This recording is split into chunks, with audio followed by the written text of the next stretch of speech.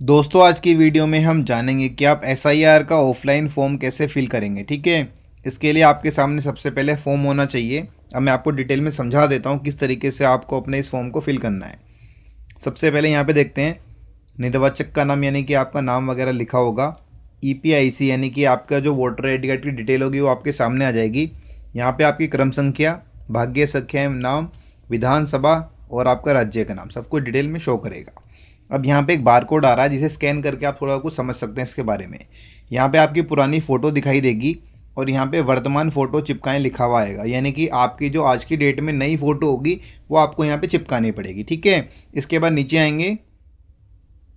अब यहाँ नीचे कुछ डिटेल आपको फिल करनी है, जैसे जन्म तिथि यानी कि आपकी डेट ऑफ बर्थ। इसके बाद आपका आधार संख्या यानी कि आपके आधार कार्ड में जो आपका नंबर है वो आपको यहाँ पे लिखना है। इसके बाद आपका मोबाइल नंबर।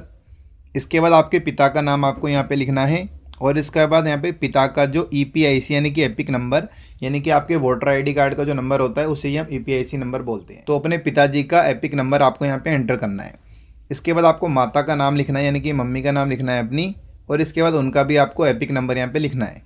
इसके बाद अगर आपकी शादी हो रखी है तो आप अपने पति या फिर पत्नी का यहाँ पे नाम लिखेंगे। अगर नहीं हो रखी तो आप इसे छोड़ भी सकते हैं। इसके बाद उनका भी आपको एपिक नंबर यहाँ पे लिखना है। ठीक है, तो यहाँ तक की इन्फॉर्मेशन आपको समझ में आ गई। सबसे पहले आपको जन्म तिथि यानी कि डेट ऑफ बर्थ लिखनी है, आधार कार्ड का नंबर लिखना है, मोबाइल नंबर लिखना है, आपके पिता का नाम लिखना है, उनका वोटर आईडी कार्ड का नंबर लिखना है, माता जी का नाम लिखना है, उनका वोटर आईडी कार्ड का नंबर लिखना है।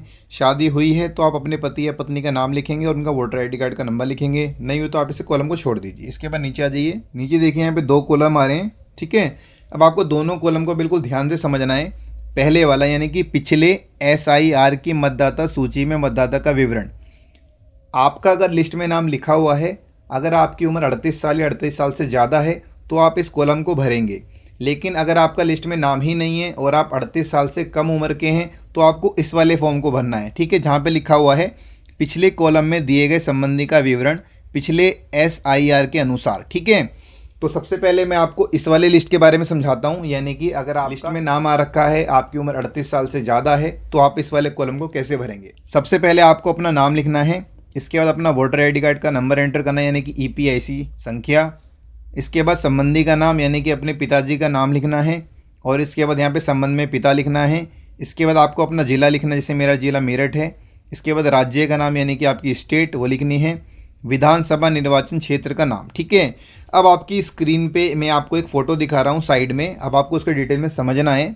ठीक है, विधानसभा निर्वाचन क्षेत्र का नाम देखिए, यहाँ पे मैं आपको गोला बना के दिखा रहा हूँ, सरधना। तो हमारा तो ये है, आपको अपनी लिस्ट देखनी है। यहाँ पे जो भी आपका नाम लिखा हुआ आएगा वो आप यहाँ पे लिखेंगे। अब नीचे तीन ऑप्शन आ रहे हैं, विधानसभा निर्वाचन क्षेत्र की संख्या, भाग संख्या, क्रम संख्या। ठीक है, तो जो साइड में फ़ोटो मैं आपको दिखा रहा हूँ इसी में तीनों चीज़ लिखी हुई हैं। सबसे पहले विधानसभा निर्वाचन क्षेत्र की संख्या, यहाँ पे देखिए 379। आप अपनी लिस्ट देखेंगे तो वहाँ पर भी यही लिखा होगा। ठीक है ना, बस आपको अपना नंबर देखना है, क्या नंबर वहाँ पे लिखा हुआ है। तो यहाँ पे विधानसभा निर्वाचन क्षेत्र की हमारी जो संख्या है वो 379 है। इसके बाद है भाग संख्या। सबसे ऊपर देखिए राइट कॉर्नर में भाग संख्या 199 लिखी हुई है। आपको अपनी लिस्ट में देखना है वहाँ पे क्या लिखी हुई है, तो भाग संख्या हमने यहाँ पे लिख दी। इसके बाद है क्रम संख्या। आपके पिताजी के नाम के आगे या फिर आपके नाम के आगे, आपकी माताजी के नाम पे, जिनका भी आप यहाँ पे भर रहे हैं उनके नाम के आगे देखिए, जैसे मान लीजिए मैं एग्जांपल के लिए आपको दिखा देता हूँ, अनिरुद्ध लिखा हुआ है, अनिरुद्ध के आगे 101 लिखा हुआ है, तो आपको यहाँ पे क्रम संख्या 101 लिखनी है। ठीक है ना, आपको अपने नाम के आगे जो भी क्रम संख्या है वो देख कर यहाँ पे लिखनी है।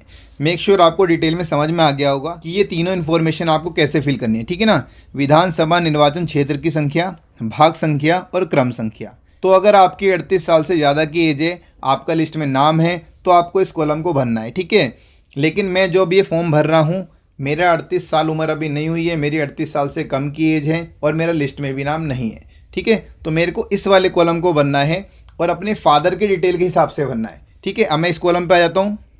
तो इस कॉलम में सबसे पहले मेरे को नाम लिखना है अपने पिताजी का, तो नाम में मैं अपना फादर नेम लिख लेता हूँ।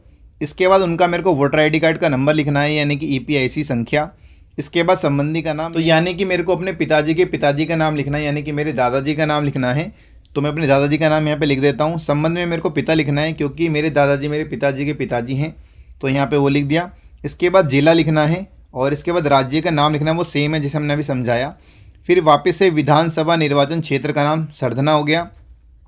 विधानसभा निर्वाचन क्षेत्र की संख्या 379, जैसे कि मैंने आपको लिस्ट में अभी दिखाया, भाग संख्या 199 और क्रम संख्या हमारी 101, जो मैंने एग्जाम्पल के लिए आपको समझाई है। आपके जो भी क्रम संख्या होगी आपको वो लिखनी है। ठीक है दोस्तों, मेक श्योर आपको दोनों कॉलम समझ में आ गए होंगे। अगर आप उम्र 38 साल है, 38 साल से ज़्यादा है और आपका लिस्ट में नाम है तो आपको इस वाले कॉलम को फिल करना है, और अगर आपकी उम्र 38 साल से कम है और आपका लिस्ट में नाम नहीं है तो आपको इस वाले कॉलम को भरना है अपने फादर के डिटेल के हिसाब से। ठीक है, फॉर्म फिल करने के बाद आपको नीचे आना है।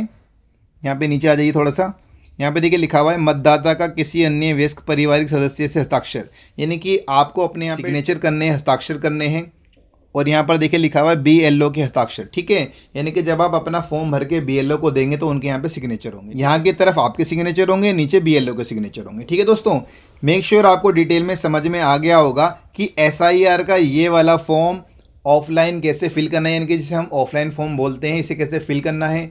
ऑनलाइन कैसे फिल करना है ये मैंने अपनी लास्ट वीडियो में बता रखा है, वीडियो के डिस्क्रिप्शन में आपको लिंक मिल जाएगा, आप डिटेल में समझ सकते हैं कि आपको ऑनलाइन कैसे फॉर्म फिल करना है। ठीक है, वैसे अधिकतर लोग ऑनलाइन कर रहे हैं, कम लोग ऑफलाइन कर रहे हैं। ऑफलाइन वही लोग कर रहे हैं जिनकी डिटेल मिसमैच हो रखी है। जैसे कंडीशन दे रखी है, टर्म एंड कंडीशन में क्या लिखा हुआ है, अगर आपका जो नाम है फुल नेम आधार कार्ड और वोटर ID कार्ड में अलग अलग है तो कंपलसरी है आपको अपना जो फॉर्म है वो ऑफलाइन भरना है, आप ऑनलाइन नहीं भर सकते।